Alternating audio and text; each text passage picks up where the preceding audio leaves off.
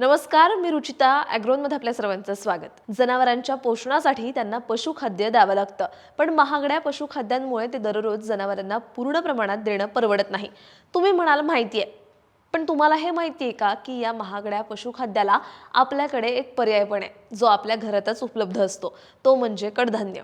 होय, आपण जनावरांना कडधान्य देऊ शकतो, पण कसं द्यायचं जनावरांना कडधान्य, किती प्रमाणात द्यायचं, त्याच्यामुळे दूध उत्पादनावर काही परिणाम होतो का, हेच आपण आजच्या व्हिडिओमधून जाणून घेणार आहोत। कडधान्याचा आपल्या आहारात समावेश असावा हे आपण जाणतो, पण तो जनावरांच्या आहारातही तेवढीच महत्त्वाची भूमिका बजावतो, कारण ही कडधान्य प्रथिनांचा स्रोत असतात। जनावरांना सर्व पोषक घटक जसं प्रथिन, पिष्टमय पदार्थ, स्निग्ध पदार्थ, विटामिन्स, मिनरल्स हे सगळं मिळणं फार गरजेचं असतं। ज्या आहारात या सर्व गोष्टींचा योग्य प्रमाणात समावेश असतो त्याला संतुलित आहार म्हणतात, आणि हा संतुलित आहार जनावरांसाठी फार गरजेचा असतो बरं का। अनेक संशोधनांमध्ये असं आढळून आलंय की जनावरांना संतुलित आहार दिल्यावर त्यांच्या दूध उत्पादनात 15 ते 25% वाढ होते, आणि अर्थातच शेतकऱ्यांचंही उत्पादन वाढतं। आणि जेव्हा आपण कडधान्याचा वापर करतो तेव्हा जनावरांच्या आहारातील प्रथिनांची कमतरता भरून निघते, त्यांचं दूध उत्पादन वाढतं। एवढंच नाही तर जनावरांची रोगप्रतिकारक शक्ती सुधारते आणि वासरांचीही वाढ चांगली होते। बरं, एवढं फायदेशीर असलेलं कडधान्य जनावरांना कसं आणि किती प्रमाणात द्यायचं? जनावरांना आपण हरभरा, तूर, उडीद, मूग, मसूर, चवळी, सोयाबीन ही कडधान्य देऊ शकतो। त्यातल्या त्यात सोयाबीन पेंड, हरभरा आणि तुरीचं कुटार तर आणखी उपयुक्त राहतं। पण कसं द्यायचं हे कडधान्य? कारण जर ते चुकीच्या पद्धतीने दिलं गेलं तर अपचन, ऍसिडिटी किंवा दूध उत्पादनात घट होऊ शकते। तर काय करायचं? तर कडधान्याचा आहारात हळूहळू समावेश करायचा।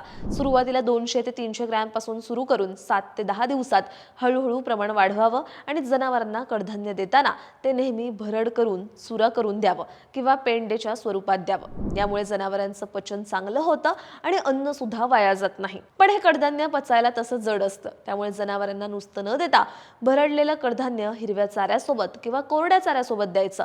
तसंच ते पशुखाद्यासारखं जनावरांना उपाशीपोटी सुद्धा द्यायचं नाहीये। त्यासाठी आधी त्यांना हिरवा चारा किंवा थोडा कोरडा चारा द्यायचा, आणि नंतर कडधान्याची भर त्या चाऱ्यात घालायची।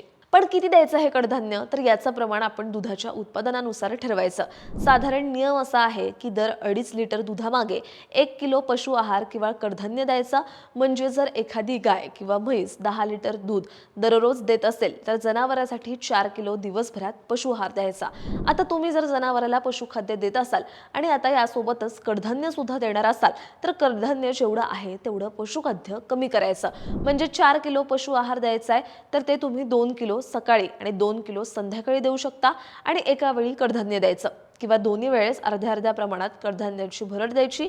आणि वासरांच्या बाबतीत पाहायचं झालं तर वासरांची पचनसंस्था ही विकसित व्हायला वेळ लागतो, त्यामुळे त्यांना 4थ्या महिन्यापासून आपण कडधान्य द्यायला सुरुवात करतो।